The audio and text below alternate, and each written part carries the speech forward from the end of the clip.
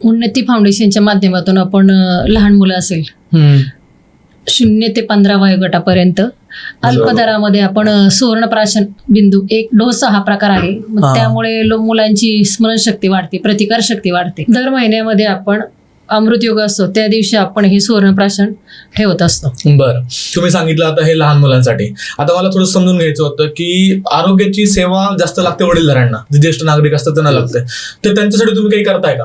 वडीलधाऱ्या मंडळीसाठी आता व्हीलचेअर असेल, त्यांना बसता येत नसेल तर त्यासाठी आपण ती व्हीलचेअरची सोय करतो. बाथटब असतात त्यांच्यासाठी, किंवा अजून अनेक वस्तू अशा ज्या असतात त्यांना जे उपयोगी लागतात ते आपण त्यांना देतो. पण त्यांचं जर काम झालं की ते आपल्याला परत रिटर्न करतात. विनामूल्य देतात की काही चार्ज करतात? विनामूल्य. विनामूल्य तर तुमच्या फाउंडेशन मधून मिळतं आणि नंतर परत त्यांना रिटर्न करतात परत. त्यांच्यासाठी आरोग्य शिबिर पण भरत असतो आम्ही. कमीत कमी 1-2 महिन्याला ज्याष्ठांसाठी आरोग्य शिबिर असतं आमचे.